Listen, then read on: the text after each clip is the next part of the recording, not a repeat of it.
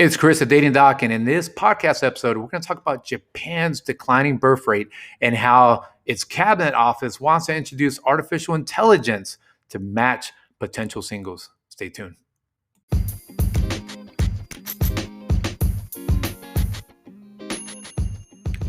So here's the deal with Japan. Japan is going through what I call social dating apocalypse. I really mean it. Okay, this is not hyperbole. Okay, so what we got is, to boost the birth rate, Japan's government is considering AI to match spouses. All right, this could be the future of the U.S. and this is nothing exciting. This is not Elon Musk Tesla type technology that we're just salivating waiting on. No, this could be the future if we are not careful about the fact that a government may have to instill artificial intelligence for us to meet our person. Now, why is this happening in Japan? Okay, this is in an effort to boost Japan's declining birth rate. Okay, the government has been trying to help single heterosexual men and women find true love so they can get married. Here's the statistics that are pretty scary. The number of annual marriages in Japan has fallen from 800,000 in 2000 to 600,000 in 2019. All right. So 200,000, that's the delta there, is 200,000 less marriages. Okay, and within those statistics, which I haven't been able to find here, obviously there's going to be a declining birth rate. And this is what's crazy. Okay, so Japan is split up into what are called prefectures, right? They're kind of like municipalities, and 25 of Japan's 47 prefectures have some sort of government-run matchmaking service. They have government-subsidized matchmaking, where users are just like standard matchmaking that I do. By the way, little plug if you're interested in matchmaking. They plug in their preference for a potential mate, age, income, educational level, and then the dating service provides them with a list of other users who meet their criteria. History repeats itself. We've had yentas, we've had matchmakers. If you watch Mulan on Disney Plus, they're trying to matchmake her. Again, that was more dealing with Chinese lore. But so matchmaking is nothing new in a government or accepted sense, right? Obviously now there's a symbiotic relationship between dating and dating apps, right? When people think of a dating service, they automatically go to a Tinder, Bumble, Hinge, et cetera, et cetera. But no, matchmaking's been around for a while, and it's a need, right? Nowadays, it's a luxury in the U.S. that is not taken advantage of enough. Shout out to all my matchmakers out there that got me started in this industry. So, but here's the critique: is that Japan's cabinet office, they think that the current dating service are not advanced enough to help singles make lasting romantic connections. So they're trying to introduce AI, which I think is ironic because I think technology is actually part of what's making us disengage with each other. So the new AI dating system would work by having users answer more specific questions, cater to their personal values on a variety of topics. So some of these topics include Pokemon, or if they would want a Pikachu-themed wedding, Far Cry from HCTV, right? But hey, that's Japan for you. Not trying to disrespect. And the numbers don't lie. Okay, Japan's cabinet office is asking for budget approval of 2 billion yen. Okay, that's about $19.05 million for this new AI-enabled dating service, which would then launch at the start of spring. All right, so about 2 quarters away, they're already looking at launching this AI service because it's that bad, right? So I say to you, what is happening? Okay, what's happening? A lot of movements are happening. A lot of these movements that I'll talk about towards the end of the episode. Your MGTOW, your raging red pill, your fourth wave feminist. This is stuff that's bleeding over to the U.S.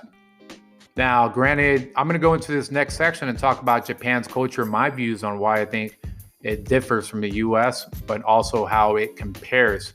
Again, this is happening right now. Japan's government is getting involved with matchmaking. And if it gets bad on our side of it, hey, who knows? Maybe the next president or the president afterwards or whatnot, maybe we'll have a Department of Matchmaking. Imagine that. I'll definitely join that committee, or heck, I'll hit it.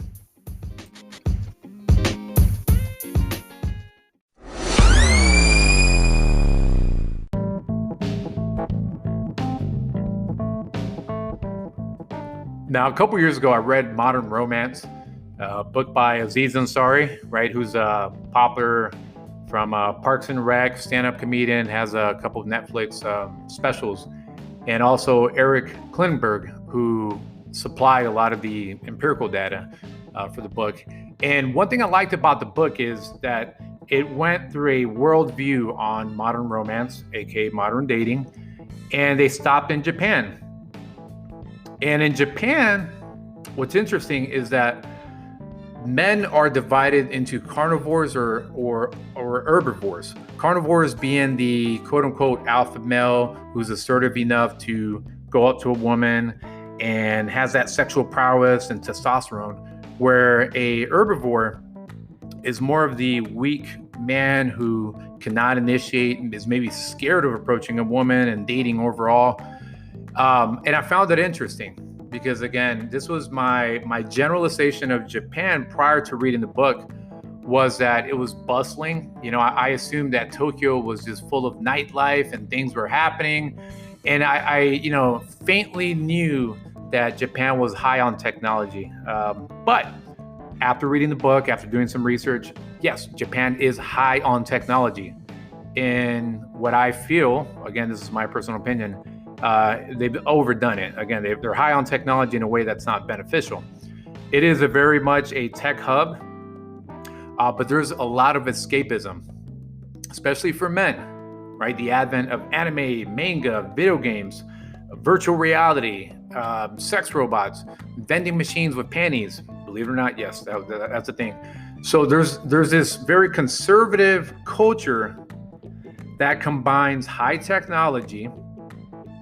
And when you have a super conservative culture that's high on technology, then that's an avenue of approach, an avenue of escape, I should say, for men to use that as their device, right? Whether it's pornography, whether it's hentai, which is it's porn animated porn, or even men that are marrying their pillows. I'm not joking. Like that, I wish I could magically show you on the podcast, but I've read articles of men that have married their pillow cover that has an anime character, like a good-looking anime doll character, painted on the pillow cover, and they have had actual marriage ceremonies. Crazy and twisted. Again, this is just my personal opinion.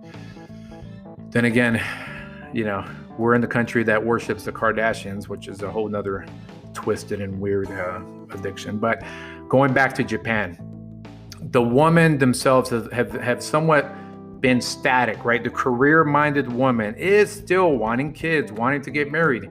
So she wants to go for the carnivore guy, but the carnivore guy is the bad boy, right? He's the one that's like, you know what? I don't care. I'm a rebel. I do what I want. I'm not trying to get married. But at the same time, as we all know, the bad boy gets spoils of war, right? War being dating. Some men are not going to want to engage. That's your omnivores. And herbivores. Sorry, I'm getting it mixed up here. And then the carnivores are going to be the ones that are going to get it, right? They're going to get the sex part. And when a woman has hit the wall and she's ready to settle with the conservative Japanese man, now you got a dividing line. You either have the carnivore who's reformed and has said, you know what, I do want to get married. Or you're going to have the real shy guy who's addicted to video games, doesn't work out, runs at the sight of a woman, and bam, you have a declined birth rate. That's facts. Okay, that's what's happening. And that's part of that culture of Japan, is that you have so much escapism that modes the personality of someone, especially a man who's supposed to initiate. And then at the same time, not to take anything away from the men, you also have, inversely, you have women that have become video game addicts, don't want to do anything with dating, Pokemon addicts, things of that sort. And they don't see marriage in their future, right? Because it takes away from the freedom of playing Pokemon Go or whatever they're doing, okay? Again, we have our own issues at hand. So I'll do a whole nother podcast episode on the US. But That's my view of what's happening in Japan culturally. The problem is that it's not like you can just stop technology. You can't just press pause on technology and say, you know what, we're just gonna go ahead and not have people use technology, and hopefully that can get them to communicate more and get them to meet each other. Unfortunately, what's happening is that Japan's actually gonna rely on technology to hopefully get people to connect. The only problem with that is, as we know, the paradox of choices and addiction to novelty is going to creep in. And then we're back to square one, which is the problem we're having in the US, where people are so addicted to options instead of commitment. Our value systems are a little bit off. Doesn't even matter what social political leanings you are. If you're liberal, conservative, doesn't matter. Our value system collectively is a little bit off to what's going to lead to romance. So yeah, but Japan, I'll have a solution here at the end. Definitely dire straits for Japan. That is a huge difference in weddings and marriages. A huge drop.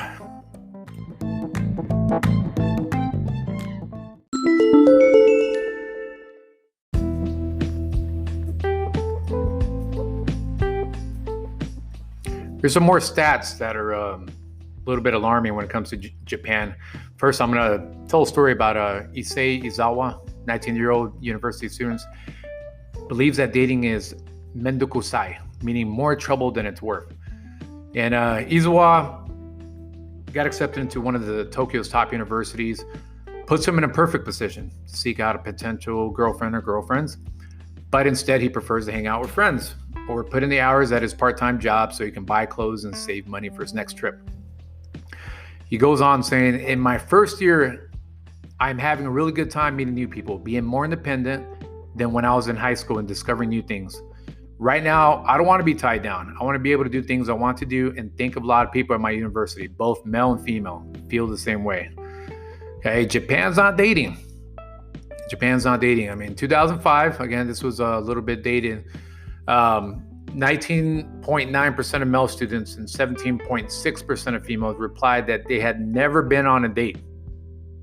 This is all according to Japanese Association for Sex Education. 2017, 28% of male students and over 30% of females in higher education have never been on a date. That is a huge number. I mean, that's almost 1 in 3 women. And yeah, about the same for men. Japan's population peaked in 2010 at 127.32 million. Analysts believe that the total population will fall below 100 million in 2065 and stand at a mere 83 million by the turn of the next century. Oh my gosh. I'm kind of a math nerd, right? I used to suck at math as a kid, but 127.32 million. Okay. And then you down to 83 million by the turn of the next century. So if I do the math real quick, okay, that's about 40 to 50 million. That's a couple of major cities gone because people aren't dating. Okay, and even more worrying, approximately 1/3 of those people would be 65 or above and will require pensions and advanced medical care. The cost of which, as you know, which will be provided by tax income from a shrinking pool of workers. This is going to have devastating effects. Japan is just a model, okay? This is happening in other parts of the world, maybe not as accelerated, but Japan is the model. Japan is showing us what happens when people don't date. All right, so women want careers, right? Younger women in particular are increasingly committed to having a career and being independent. As a consequence, Japanese women are marrying far later in life. Late 20s is now typical as opposed to 25 for their parents' generations. And they're having kids in their early 30s. Instead of having 2 or more children, the cost and need to balance work with raising a child means more couples are electing to only have 1 child. I see that a lot in the US. They don't want to deal with having a kid, or if they have a kid, it's only going to be 1 because it's too much responsibility. takes them away from Queen's Gambit or whatever they're doing. No, I'm joking. I understand why some are only going to have one kid, especially with a unknown future when it comes to the economy and what's happening. Why would you want to have more kids and live way above your resources? So I get it. Exactly 47% of the male university students taking part in the survey said they were sexually experienced, down from 63% in the 2005 survey, along with 36.7% of women, down from 62.2% in 2005. Oh man. And then this is the wild one right here. Internet connections. Okay, and I talked about this. Another significant change is how they meet.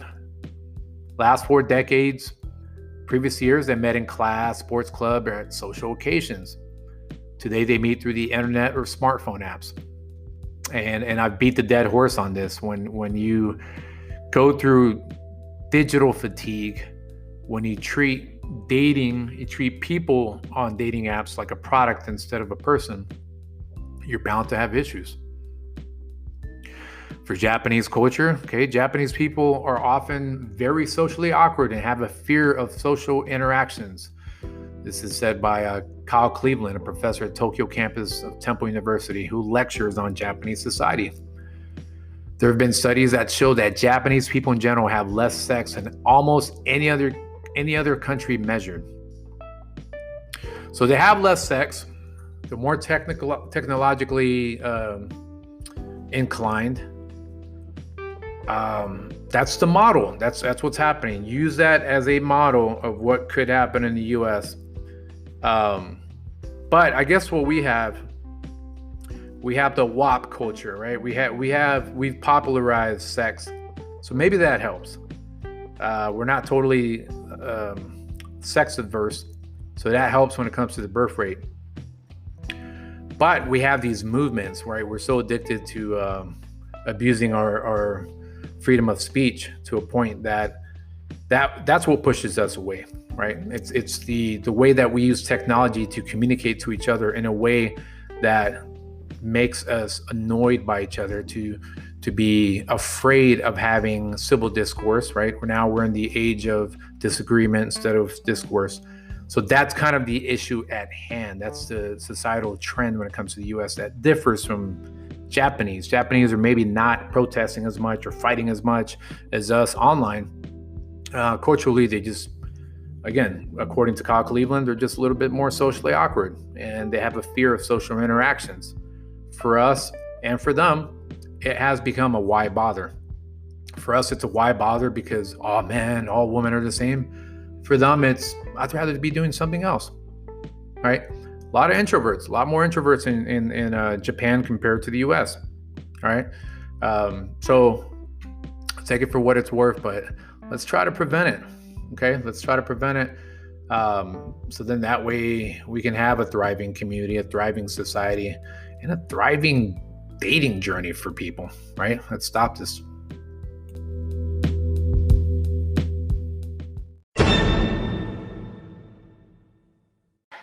It's Chris, the Dating Doc here. And yes, not only do we produce content, we also have curated matchmaking. You might be wondering, what is matchmaking? Is this like Patty Sangler and the Millionaire Matchmaker? No, it's a lot better. First off, we're not a reality TV show. Second of all, you're not mindlessly swiping.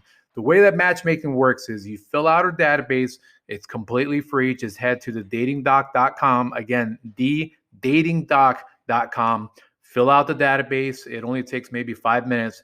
And then you have a curated experience where you have a human looking at your profile, and we deal with the scheduling. We deal with the introduction between you and someone that fits your parameters. It's that easy. And best of all is we've been doing this for 10 years, so we're experienced. We know what we're doing, and there's an efficient process where you're not waiting forever just to message them, just to match with them, and then hopefully meet them. We take care of all that. Outsource your dating to us here at The Dating Doc. Consider The Dating Doc Matchmaking.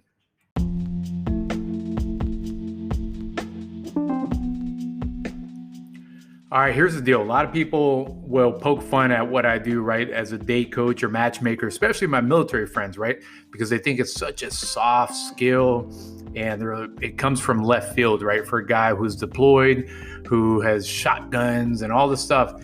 And, there's a certain passion that I have for helping people, but I also understand the holistic benefit to what I do. And one of those is I increase the birth rate, right? If I can increase the chances, the probability that someone will meet their special someone and they get married or they decide to just be sexually active and have a kid, then that's a win for me, right? Even if I never hear from them again or I never find out of, the fact that they had a kid, I have helped increase the birth rate. And in some ways, I help the productivity of the U.S. if I'm matching someone from the U.S. So this goes beyond just, oh, he's a matchmaker, he's a date coach. I completely understand that I'm also helping to boost community, especially in a tech addicted world. And it's much needed nowadays. We are spending hours staring at our phone, not doing much about nothing. And it shows, right? We are addicts to social media, yet we're not socializing. And that has an effect. Now we have all these movements that have creeped up, right? Fourth wave feminism that still think instead of equality, they still think that men are worthless. MGTOW, black pill movements, the raging red pill movements.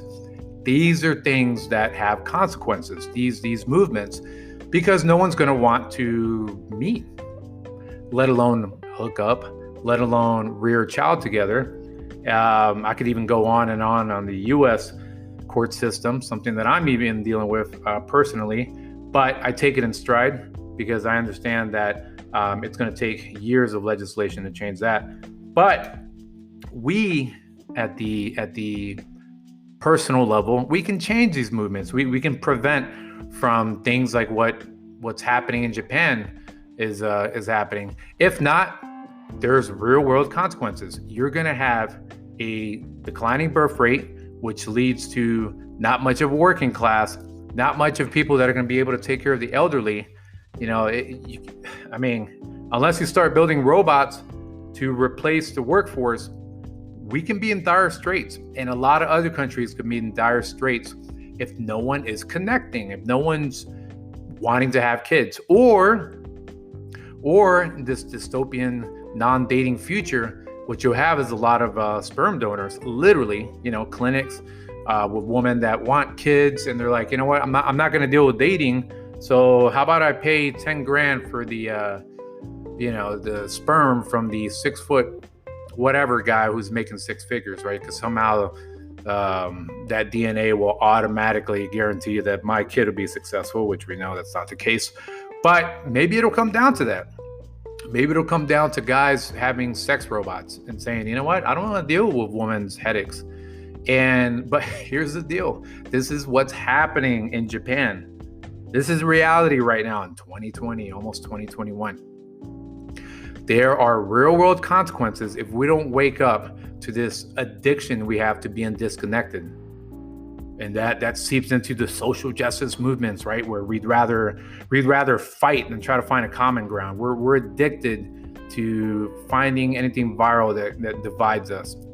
Now, it's right under our noses. We can say that maybe it's the media spinning all this. Maybe it's the addiction to technology. Maybe it's some sort of weird cabal conspiracy that has us not caring about meeting anyone. But, it can lead to what I call a social/dating apocalypse. And it's happening right now. It's sad. I say this because I'm passionate about what I do. I just combined passionate and about. Wow, that was pretty cool. Slight dyslexia there.